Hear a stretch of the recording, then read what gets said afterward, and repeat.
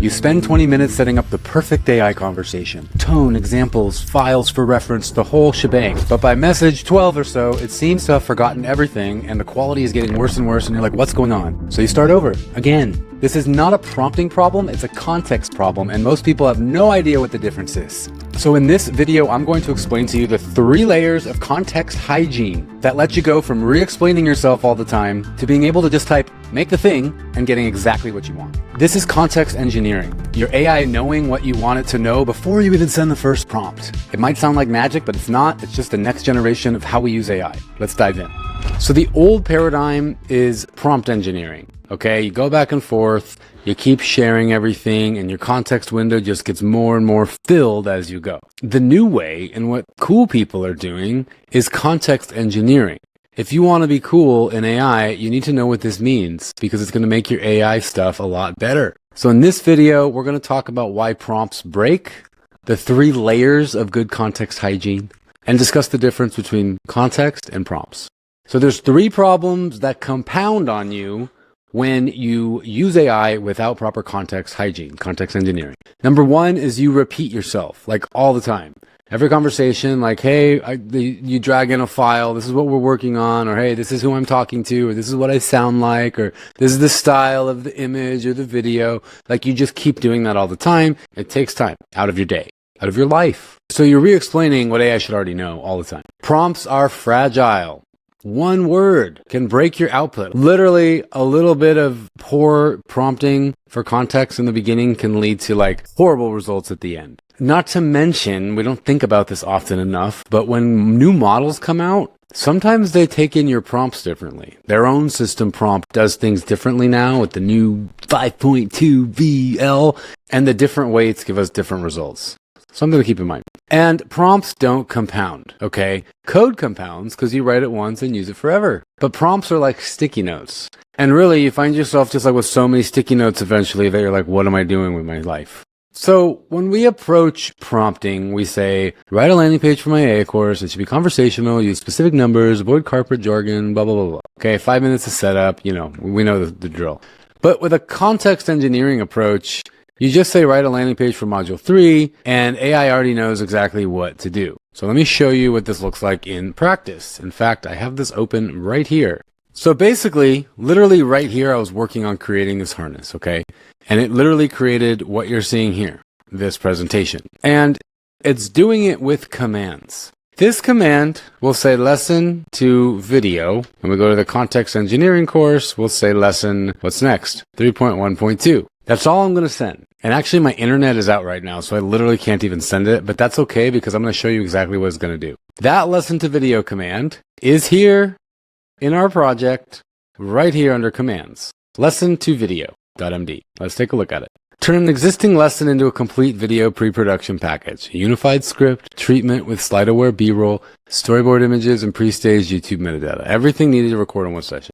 So what this means is I have a lesson in my course for the school, AI Captain's Academy, and I have to record it. And instead of just recording one, I'm going to record 2 versions in one so I can reuse it for YouTube. Okay, because that's just the kind of person I am. Try to be efficient. I don't necessarily want to paywall all of the value I offer people.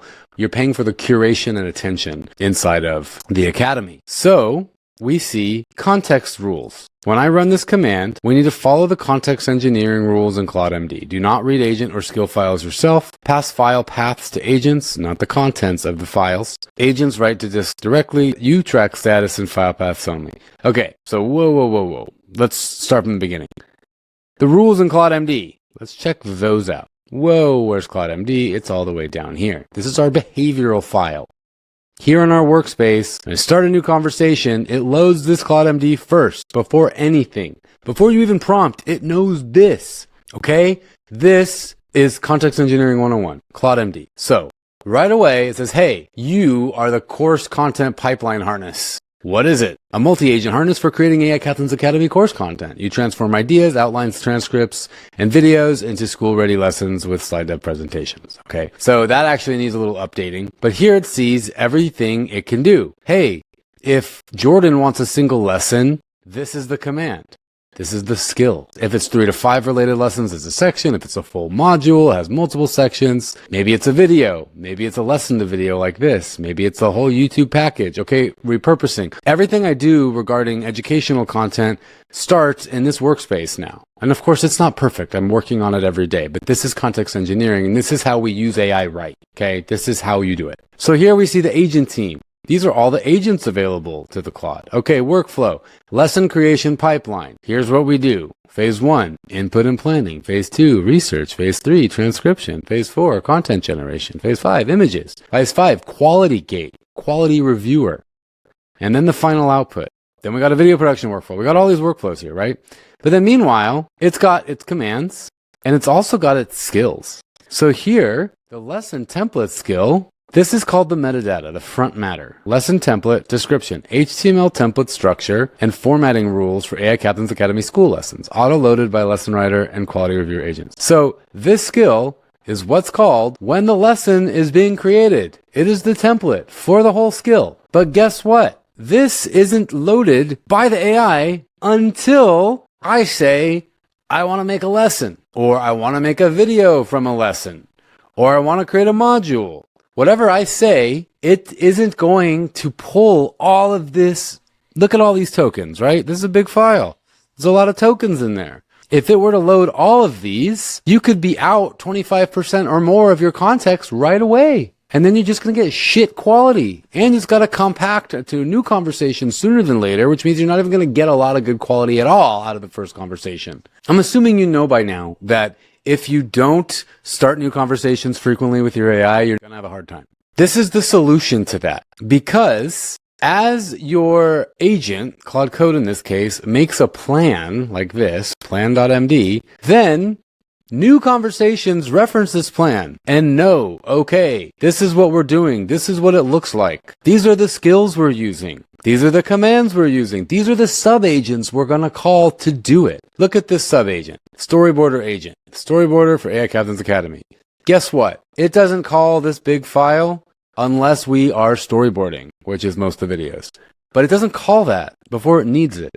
So when Claude Code or any agent is calling a sub-agent, it is acting as the orchestrator. When Claude Code spawns a sub-agent, it's putting that agent in its own new conversation, and it gives it the instructions. It says, okay, you're the content researcher, or you're the lesson writer, you're the presentation designer. Here's your system prompt. Now, you're going to need this skill. Look, this presentation designer, first steps, mandatory. Read this motherfucking skill. Presentation template. And then read one sample presentation for patterns, and then read the input files provided in the prompt that I give it. So right off the bat, I don't have to say all that. Hey, check out this skill, and then look at one sample presentation, and then here's what I have to say, here's what I want to make the lesson about. No, all I gotta do is give it what I want to make a lesson about, and say make a lesson, or a presentation in this case, and it'll automatically call this sub-agent, and in a new conversation, so it doesn't mess with our main conversation's context, so there's another 200,000 token limit or whatever, the sub-agent is spawned, the presentation designer, with all its instructions for who it is, its identity, its behavior, and its skills, its workflows, what it should do. Not only that, it has its tools available to it, and even permissions. So our orchestrator agents are meant to be spawning sub-agents all over the place when they need them, just spawning everywhere. So this is what context engineering looks like under the hood. And this is just one example. There's plenty of ways to do this.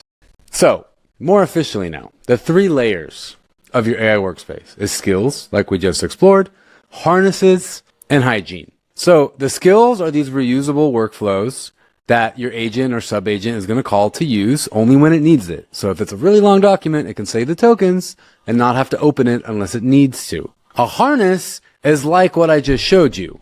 Multi-agent system, complex workflows, research writer, reviewer, presentation designer. This is artificial intelligence as infrastructure, not chatbot. And then hygiene. This is everyday maintenance of your AI environment. So I'll be transparent with you. My CLAUDE.md needs updating. So when I updated the harness itself with some little thing that was going wrong, I forgot to say, hey, update CLAUDE.md. But you know what would be even better? Hey, Claude, every time you update some aspect of the harness infrastructure, make sure CLAUDE.md And any relevant skill, command, agent files are updated as well. Add this to your CLAUDE.md. So now it becomes a rule that it has to follow. In fact, I can just put that right literally in here. Like, quick start, right here. Every time you update some aspect of the harness infrastructure, make sure CLAUDE.md and any skill, agent, command files, whatever, are updated as well. That's just me doing it manually like some kind of caveman. It's probably better to just have Claude Code do it because it will write it in the language, that will make AI understand it best. So that's how you stay proper hygienic, so you don't have to start over all the time. And that's my goal with these harnesses for these lessons is, hey, I want to turn AI Captain's Academy into a machine. I just want to show up for the camera. I'm ready for my close-up. So context hygiene is like a clean workshop versus a messy garage. It's the same tools, everything is there. You even might know where to find them, but it's just a freaking mess. And the feng shui isn't right, and it might take you more time than it should to do something because you just didn't keep it up to date. You didn't clean up after yourself. Okay, quick health break. Now, if you're not part of the AI Captain's Academy, you may have never seen a health break before on my channel. We are staring at screens all day, every day, and I already feel my soul being sucked away into the cyberspace realm, okay? And I don't know how long I'm going to last, but I want to elongate that as much as possible, so health breaks are important. Box breathing. Inhale for 4 counts, hold for 4 counts. This reminds us to be human, okay? This is why we have health breaks in the AI Captain's Academy. Let's turn this light off.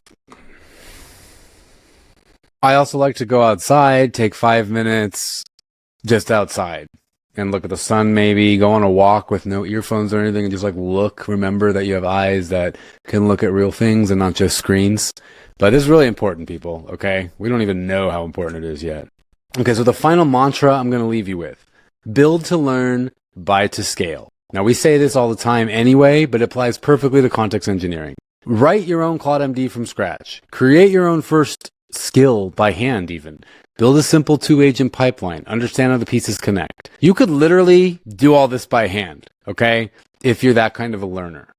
Hey, Claude, bro, let's set up some good context hygiene. We are going to create a skill and we need to make sure the CLAUDE.md in this workspace is always updated based on any updates we make to the skill or subagents or commands. Just talk to it.